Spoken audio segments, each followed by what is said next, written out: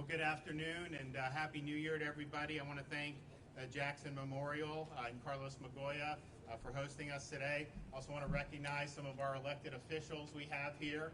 We've got Senator Manny Diaz. Thanks, Manny. We've got Representative James Bush.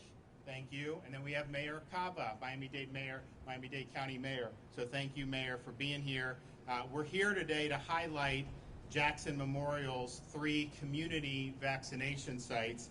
2 are here at the University of Miami Jackson Memorial Medical Center campus, and the other is at Jackson South Medical Center. I was able to tour where they're doing the community vaccinations just now, and they're moving at a really good pace, and so we really appreciate that. We obviously are going to continue to send in the vaccines where they're used, and this is obviously a place that's making good use of it. For the state of Florida, the vaccines initially, of course, the initial doses went to residents and staff of long-term care facilities as well as the frontline healthcare workers. And so Jackson was one of only a handful of hospitals to get the Pfizer vaccine. We were limited to 5 hospitals, so they had that in the middle of December. They worked, and I think they've done like 5,000 of their doctors and nurses and other healthcare personnel. Incidentally, the number of doctors who have opted to take it is close to 90%, which I think is powerful for people in the community wondering whether they should take it. These are the folks who are the closest, and they're deciding overwhelmingly to take it. They believe it's safe and effective. So they were able to do that. We also continued with Moderna, which then didn't come right before Christmas. And so all the other hospitals who got vaccine got it really a couple days before Christmas. And they focused primarily on their frontline healthcare staff. But what we said as that was happening is we understand the long-term care missions continuing. We understand the healthcare workers is going to continue. Many of them have been given their first dose. Actually, today they're going to be doing the booster shots for some of those initial healthcare workers who got the vaccine 3 weeks ago, which is exciting. But once we get into the general community in the state of Florida, our priority is our senior citizens. That's an evidence-based priority because they are the ones that have been most at risk to complications from COVID-19, and so we want to be able to offer vaccine to elderly, and I know they're working hard on doing that here in Jackson.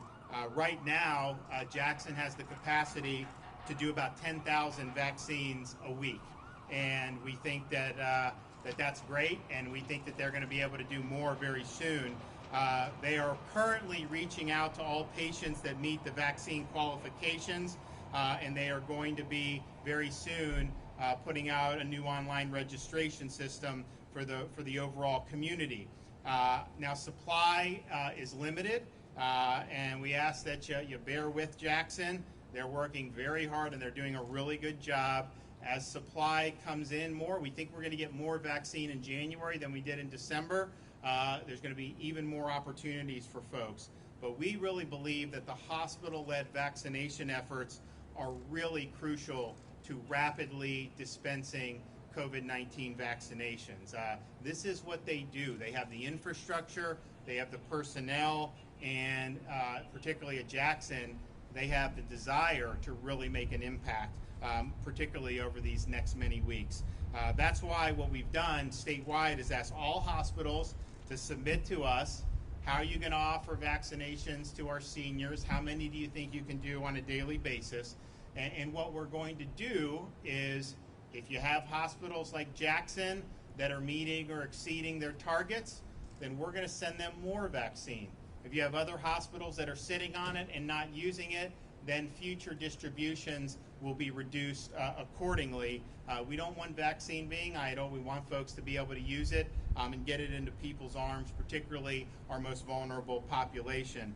And so I want to thank folks. I want to thank the folks at Jackson, all hospitals throughout Florida. I was just at Orlando Health in Central Florida, and they're ripping through a bunch of vaccinations today. I got to go in and see. You got a lot of elderly population being able to get the vaccine, and people are really excited about it, and we want to continue making progress.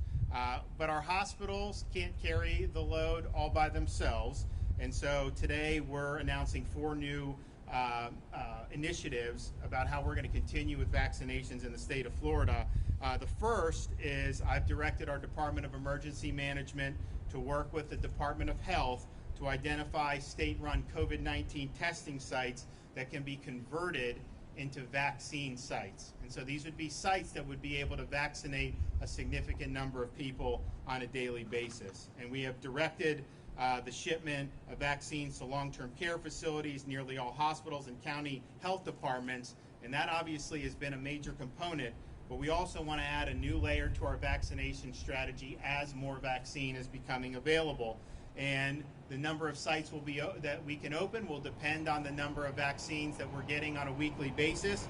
But we do believe having a broad array of ways for the public to access the vaccine is important, and we think it'll make a big difference. Now, I spoke with Carlos about Jackson also getting involved in this, and he's interested. They'll have an announcement hopefully very soon about doing some vaccination sites at other testing sites like Marlins Park. And I just said, if you guys go forward with that, the state of Florida is going to make sure that you have vaccine to be able to accomplish that mission. So it's not something that's going to happen overnight, but we think very soon you'll be able to see Jackson working with the county and the state and having even additional kind of drive-up vaccine sites. The second announcement is that the state of Florida will be identifying places of worship in underserved communities where we can administer the vaccine. We already piloted the idea at a church in Escambia County, and it was a great success. On one day, we were able to vaccinate over 500 parishioners and have them scheduled for their booster shot, which they will receive at the same location. And this is, these churches, when you have the pastor and the people that they trust saying that this is something that is worth doing, that it's safe and effective, that is the best type of testimony you can get. And so we're going to continue to do churches throughout the state, other houses of worship, because we think it's an effective way to reach important segments of our society. And third, I've directed the Division of Emergency Management to immediately execute the contracts that we had, the options to hire 1,000 additional contract nurses to support the vaccination efforts. And as they're needed at a drive-through site, if they're needed at a pod, like we did in Delray Beach the other day, where we showed up in a senior community and were able to vaccinate 500 people, we want this additional muscle to be able to be in the fight. And this is in addition to the 800 National Guardsmen that have been mobilized from the beginning and were instrumental in vaccinating the first 100 skilled nursing facilities in the state of Florida as part of our strike teams. Fourth and finally, I'm directing the State Emergency Response Team to assume additional responsibilities re-administering vaccines in Florida's nearly 4,000 long-term care facilities. Now, currently, the vaccination of residents and staff in long-term care facilities are supposed to be handled by CVS and Walgreens pursuant to an agreement they have with the federal government. But we want to accelerate the pace of these vaccinations in our long-term care facilities. We don't believe that there's time to waste. Initially, we took the reins in the first week because CVS and Walgreens, even though they had doses earmarked for them, were not ready to go. So we wanted to take advantage of that. So those first days in the middle of December, we did over 100 facilities in 6 days. We have a good model for it, and we think we need to continue with that to be able to get these things done as quickly as possible. Another point that I think is important is if you have a drive-through site or any of these other community-based sites, anything that the state's involved in, I've directed that they need to be open 7 days a week. We can't just afford to take weekends off at this point. We've got a lot of work to do over these many weeks. People are interested in this. There's a lot of demand for it. And so by being open 7 days a week, we're going to be better able to meet the demand, particularly for our senior citizens. I've also challenged the hospitals to consider doing the same and offering vaccinations 7 days a week. Carlos here at Jackson, they want to do that. So they're going to be doing 7 days a week. And we hope that other hospital systems throughout the state will follow suit. You know, if you looked at kind of when people were being vaccinated, I mean, you expected it, but Christmas Eve and Christmas, there was almost nothing stirring at the hospitals. New Year's Eve and New Year's, very little. the weekends have been less at the hospitals. Now, obviously, we're going to have some state support doing some things at some of these sites very soon, but we hope that they'll be able to do the weekends because I think it'll make a big difference for our seniors. Now, these vaccination sites that will be open, places like Jackson, Orlando Health opened a number of sites today, are very, very good news, and it's building off what we've done over the first several weeks, where we were able to do a lot of great things. We were the first state in the nation to begin offering vaccines to staff and residents of our over 4,000 long-term care facilities. And that was because we had these strike teams ready to go. When we saw a gap with CVS and Walgreens, we filled it. And just now, a lot of those facilities very soon are going to be getting, the ones that got the Pfizer are going to get their booster shots for the seniors, which would be really, really good. We were also the first state in the nation to begin offering vaccines to EMTs and paramedics. And of course, they're instrumental in helping with the vaccination efforts in a variety of different ways. And we were the first state in the nation to mobilize our county health departments and county emergency managers to actively vaccinate seniors in the community. If you remember, when the first vaccines came, we had the residents of long-term care facilities and the staff, as well as the frontline healthcare workers, as kind of the 1A. That was consistent with what the CDC recommended. But then for the next tranche, CDC initially was going to recommend no seniors and only essential workers. That was not acceptable. There was a lot of blowback to that. So then they said it should be, quote, essential workers and 75 and up. But that would mean a 20-year-old could get it, if they're working, could get it over a 73-year-old. And that's not, I think, an appropriate way to evaluate the risk here. So we made the decision, we're going to focus on our 65 and up population.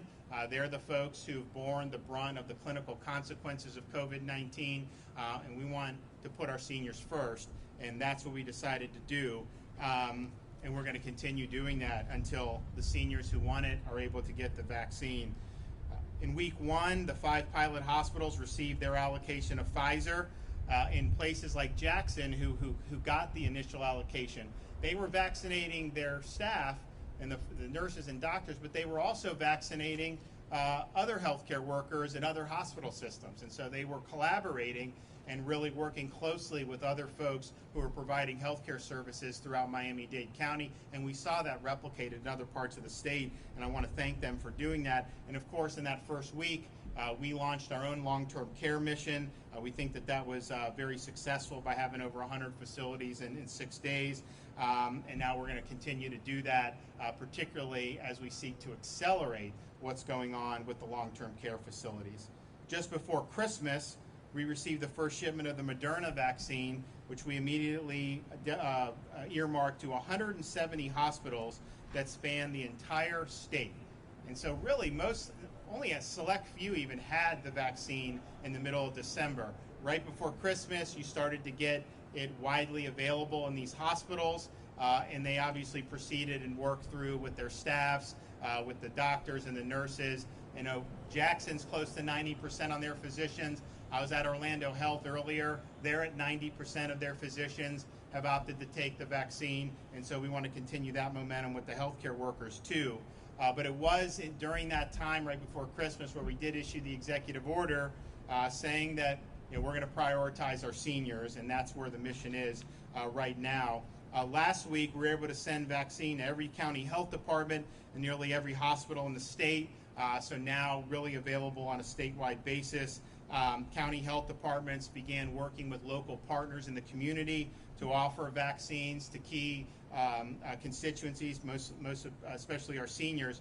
So we had, right before New Year's, we went down to Kings Point down in Palm Beach County, and we worked with Palm Beach County Health Department, and we were able to vaccinate hundreds of senior citizens. They were all 65 age and over. They're not in nursing homes or anything. They're living independently and doing fine, but to be able to be there on site gave them easy access. They were able to get the Moderna vaccine, and then obviously in 28 days, they'll get their booster shot as well. So as we enter week 4, we're taking the necessary steps to ensure the vaccine gets administered as quickly as possible. I think that 2020 was not a great year.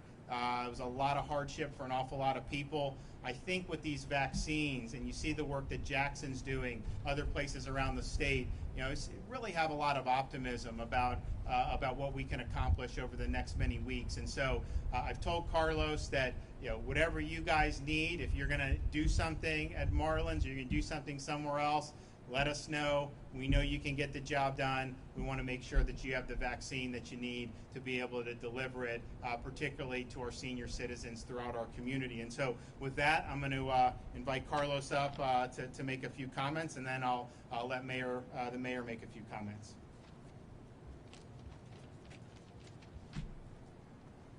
Thank you, Governor DeSantis, Lieutenant Governor Nunez, Senator Diaz, Representative Bush, and of course Mayor Cava, for all being here today. As the governor explained, we first got our first set of vaccine as being one of the commonly known as the Pfizer 5 for the state of Florida, of 20,000 vaccines to vaccinate the healthcare workers. During that time, we vaccinated more than 5,000 Jackson healthcare workers. What that means is people that were here full time, and those were Jackson employees, residents and fellows, and as well as community physicians that actually practice at Jackson. In addition to another 13,000 or so healthcare workers throughout the community, as the governor explained. Today began the second shot of the doses towards those healthcare workers. So we received last Thursday the second shot of those 20,000 doses that we have for the healthcare workers, and today was the first day of that. On the community vaccination side, I'm proud to say that we started a pilot. During that pilot, we've been vaccinating previously Jackson patients who are over 65 years of age. We vaccinated over 1,800 patients over 65 years of age. And we've been providing those vaccines here at the Lynn Rehab Center, at the North Dade Community Center, which happens to be in Miami Gardens, and at Jackson South Medical Center. As of tomorrow at 11 o'clock in the morning, we will be opening our website, which is it's a jacksonhealth.org website, and where you click the COVID-19 link. At that website, you'll be able to schedule appointments 7 days a week at all 3 locations.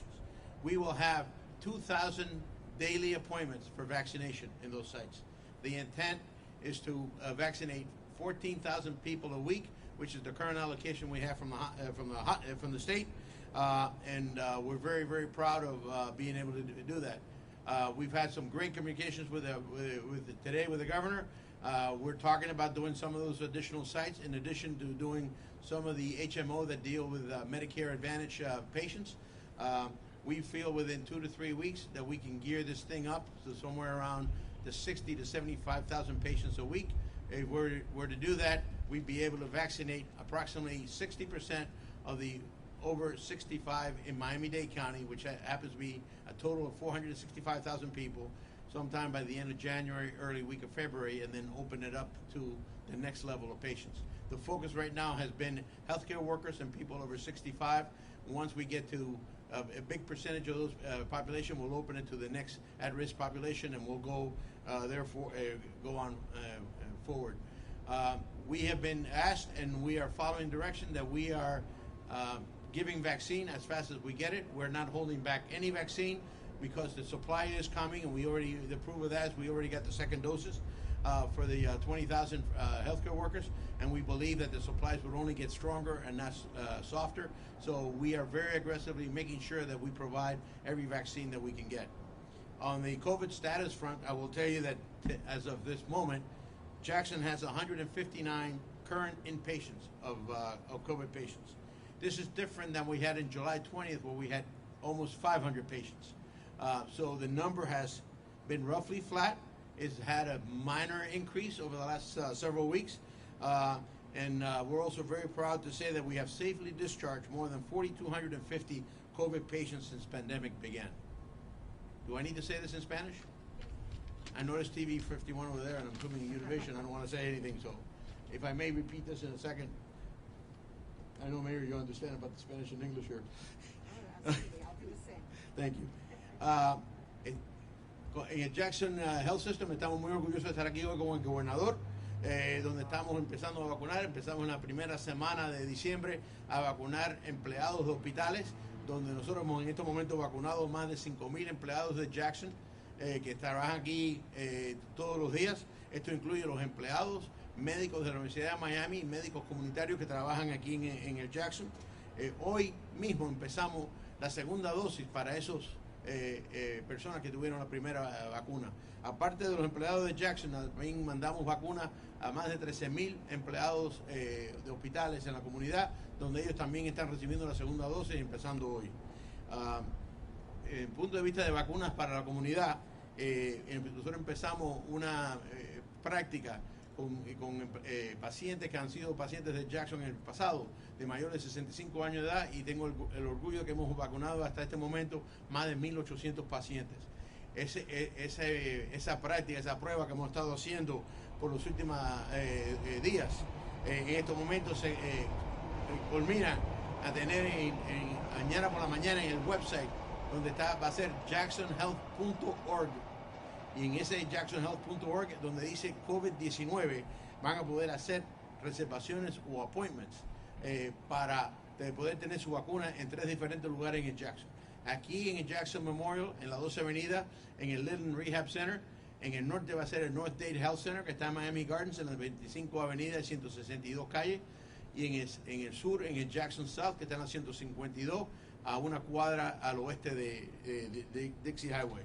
Este lugar va a estar abierto, el link va a estar abierto a las 11 de la mañana y esperamos tener suficiente appointment donde vamos a poder vacunar 2,000 personas por día, o sea 14,000 personas a la semana, y esto va a empezar las vacunas que vamos a hacer en la comunidad conjunto a los diferentes lugares que vamos a abrir con el gobernador empezando en las semanas próximas, y también usando los HMO que usan con Medicare.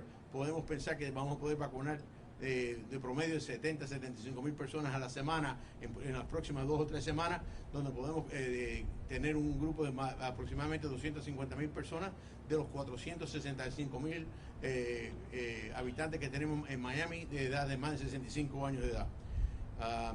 Aparte de eso, en lo que es la porción de enfermos de COVID en estos momentos, en Jackson hasta este momento tenemos 159 pacientes en camas con COVID. Muy diferente a lo que tuvimos en julio, donde habíamos casi 500 pacientes.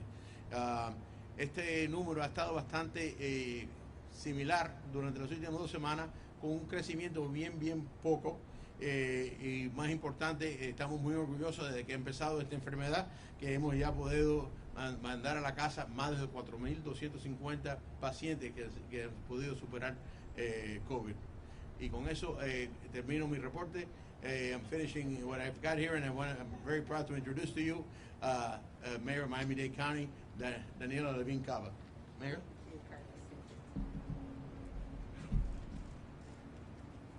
Well, I am very proud to be here today, along with the governor, the lieutenant governor, our elected state officials, and Carlos Magoya of Jackson, because we are underway distributing this vaccine, as you have heard, and we are collaborating. The governor spoke about the collaboration around the state. That is what we are doing right here in Miami-Dade County. And the partnership between Miami-Dade County government and Jackson has never been stronger. And we have our new Chief Medical Officer, Dr. Peter Page. If you would wave your hand, Dr. Peter Page, Dr. Abbo, part of the team, many other experts, and we are working lockstep to make sure that everybody gets the treatment they need, but also people so desperate for this vaccine get it as soon as possible. And we commend Governor DeSantis for prioritizing people over 65 and working so diligently to make sure that the vaccine does not stay in the refrigerator, but it gets into people's arms. We're with you, Governor. So truly it's been all hands on deck, and as County Mayor, my job has been to be Communicator-in-Chief, to bring together all of the different distribution points to the same table so we can communicate with one voice. We're going to be partnering with the Department of Health on their appointments. We're partnering with Jackson. You've seen our county medics helping with the vaccination inside here today. At the county level, we have our own supply that was provided, and we are coordinating as well to get it out through our private, and working together with private companies, our cities, and the Department of Health, and was said already 30,000 vaccines as of yesterday. Very impressive. So our website, miamidade.gov/vaccine, is the centralized point of information so that all of the updates can be in one place. There are independent places to register for appointments for Jackson and some of the others, but we want to be sure that the public doesn't have to go searching all over to find this information. We want to be a single point of contact. At the county with our supply, we've been rolling out with our firefighters and our medics. We have been starting our Homebound Seniors program in public housing, and we're also expanding to all seniors who live in county public housing. We're also rolling out to our county employees over 65, the most vulnerable frontline workers in transit, water and sewer, and the police department. So these are our critical employees that serve the public, and they are part of the priority. So we're working together to keep our community safe, our economy moving forward. Getting the vaccines out as quickly as possible is the way we will recover our economy as well. Ahora en español. Aquí estoy muy orgullosa de estar junto con nuestro gobernador, nuestros representantes, el senador y el ejecutivo del Jackson, Carlos Meboya. Estamos colaborando con él más que nunca. Tenemos primero nuestro director médico para esa crisis, que se llama Peter Page, ahí está, y también con la doctora Abo, también una parte de nuestro grupo de expertos, y estamos trabajando juntos para que las vacunas lleguen al brazo de todos los residentes y que no queda en la refrigeradora. En el condado estamos colaborando con todas las ciudades, las compañías privadas y el Departamento de Salud Público. Estamos unidos en dando las citas para comenzar. Ellos comienzan en la semana entrante, y en el condado mismo tenemos nuestras vacunas que ya estamos dando primero a los bomberos y los de mayor edad que no pueden salir de su casa, que viven en nuestra vivienda pública. Y después estamos siguiendo con los que viven en vivienda pública de 65 años y más, y después los trabajadores del condado de 65 y más, especialmente los que están en más riesgo, los que trabajan con el alcantarilla de agua, y los policías y los que trabajan en tránsito. Y vamos a seguir adelante unidos, comunicando con el público. Tenemos el website, página red, miamidade.gov /vacuna, donde gente puede ver cuáles son los lugares donde hay la vacuna y cómo arregla las citas. Y vamos a seguir adelante colaborando hasta que todos que necesitan la vacuna lo reciben, y para adelantar nuestra economía, eso es lo más importante, que combatamos el COVID con la vacuna. Gracias. Well, thank you, Mayor. And I just want to underscore something that Carlos Magoya said. We were, as soon as the Pfizer news came out, I flew up to Washington. I met with Operation Warp Speed, HHS, FDA, CDC, to make sure that we understood what was coming down the pike and that we could execute it. And one of the issues was, when you have a 2-dose vaccine, when you send it to us, are we supposed to use half and then save the half to do the booster, or not? And they said, whatever we're sending you, you use, because we're not going to send you unless we have the booster that can eventually be sent in the right time. And so I know some people have had questions about that, but they couldn't have been clearer about the direction that we want to go. So they should use their vaccine. The fact that we were shipped this number of vaccines means, per Warp Speed, that we will be getting the booster shot. And so that obviously allows them to really work through. The other thing I would say, Carlos mentioned, their hospitalized patients are less than half of where they were over the summer. And I think part of it is because we were actually having this discussion earlier. Jackson is doing a good job using the monoclonal antibody treatments. You have Eli Lilly and Regeneron. I don't know if you have both or one of them. But if you're 65 or over, or if you're a high-risk patient and you test positive, particularly if you don't have really severe symptoms. If you go in early and get that treatment, there's been really good results. I think all the physicians I've talked to have been positive about it. The goal of it was to take someone that was at high risk of hospitalization and using the antibody treatment really neutralize and prevent a hospitalization. There have been a lot of people that have done it. Obviously, the president was one of the high-profile ones taking Regeneron, but I've talked to folks all around the state who did it. They have good things. So I would just tell people, if you're in that boat, maybe you're 70, you test positive, you have mild symptoms, that you really should talk to your doctor about whether the monoclonal is something that you should be doing, because I think it's got a pretty good track record so far. Obviously, it's still under an emergency use authorization, but people just need to know that's out there. There's obviously, rightfully, a lot of attention paid to the vaccine, but we also want people to know that the treatments today are better than what they were in the summer and way better than what they were in the spring. Yes? Can you speak to Canadian citizens being able to come to Florida and in some senior communities get access to the vaccine when some have said we can't get it yet? So I don't know that, I'm not sure, where is that happening?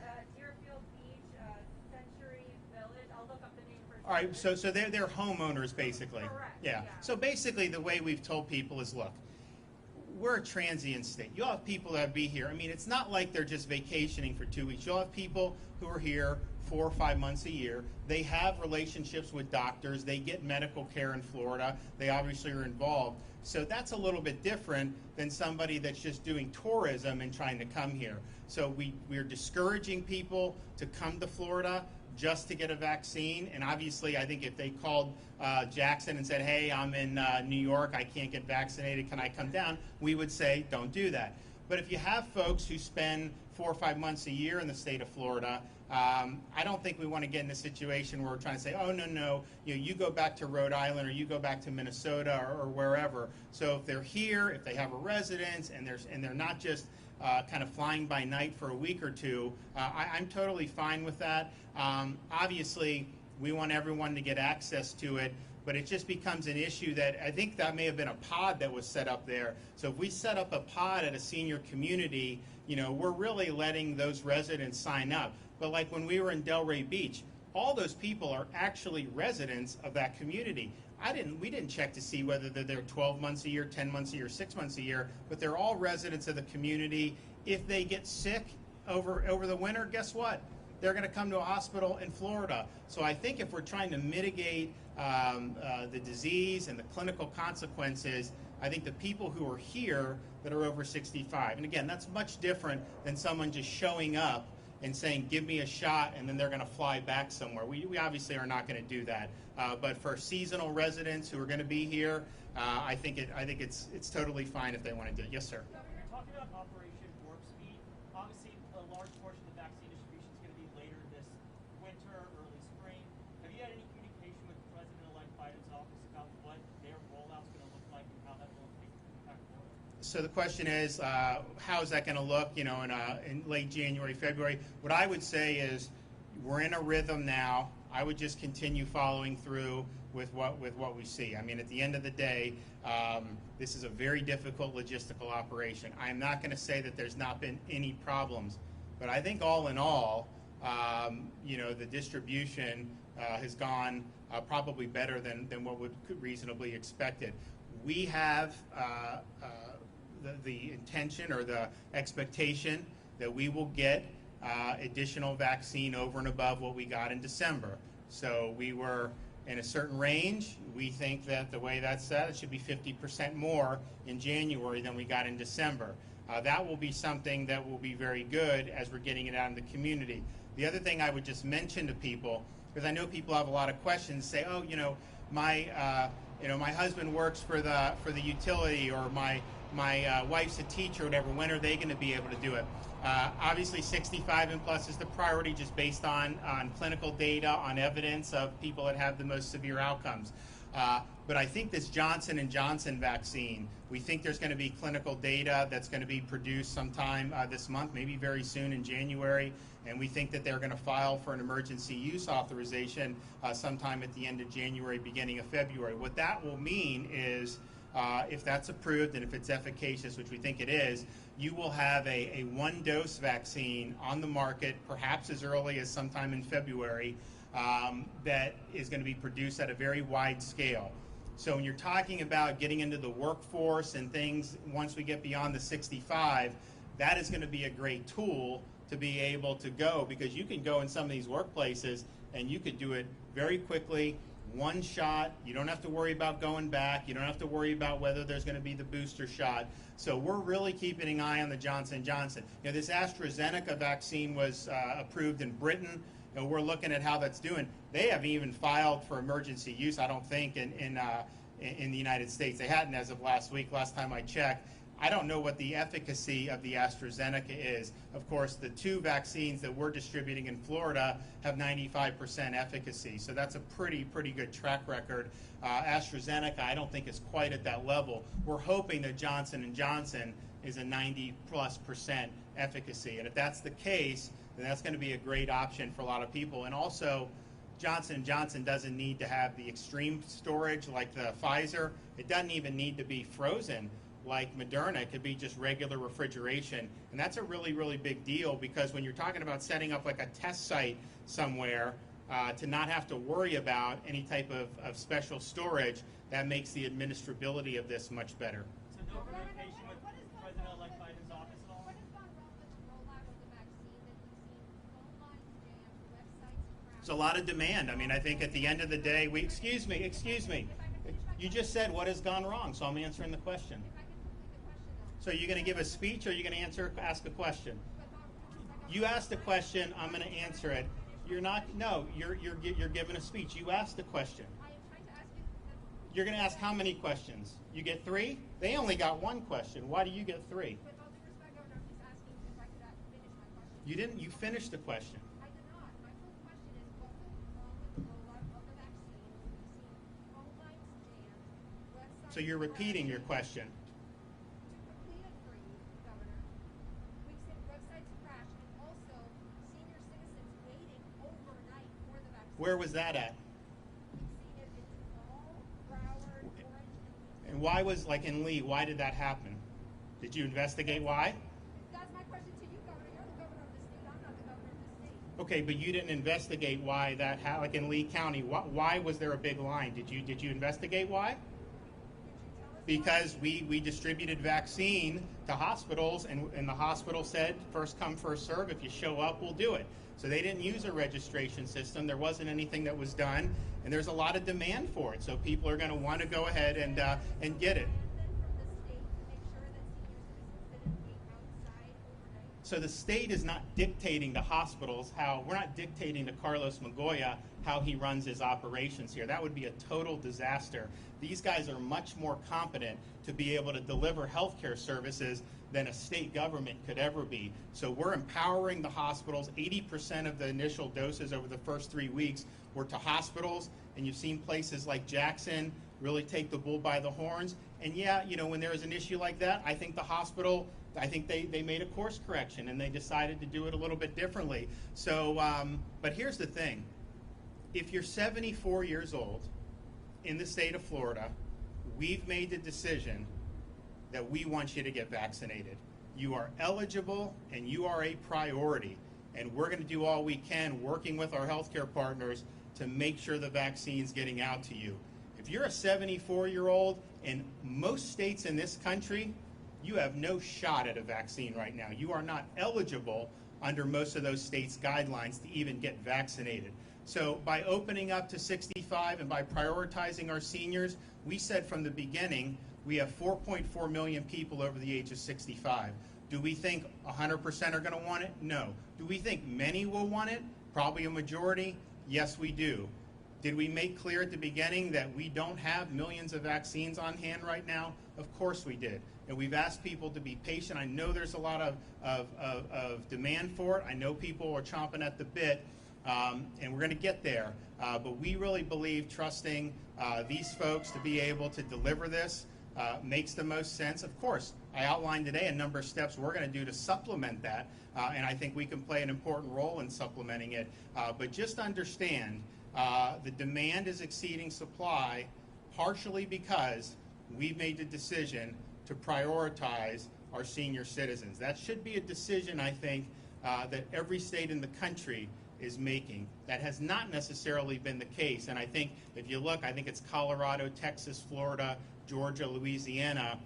The rest are not doing that. In fact, some of them are going to situations where you could have someone working in a supermarket who's 22 years old and perfectly healthy get it before a grandmother who's 73 years old.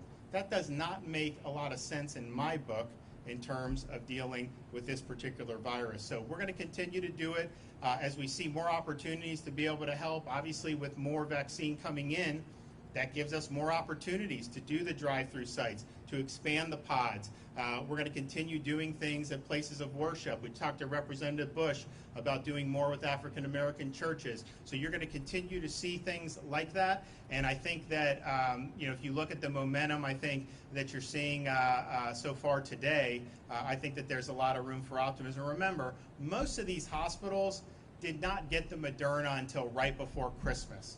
So we said at the time, you're not going to have mass vaccinations occurring on Christmas Eve and Christmas. A lot of their staff isn't going to be in.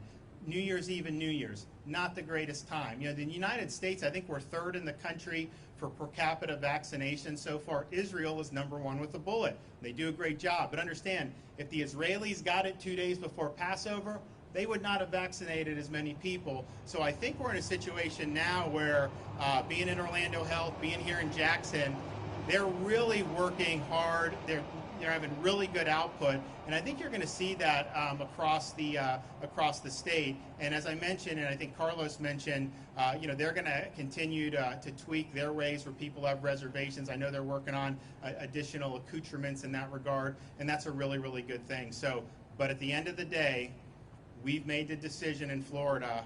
Our seniors come first. And we're going to stand by that. We're going to stand by our parents and grandparents, and we're going to work with anyone who wants to work to help get those shots in the arms for any senior citizen who wants it. Thanks, everybody. Governor,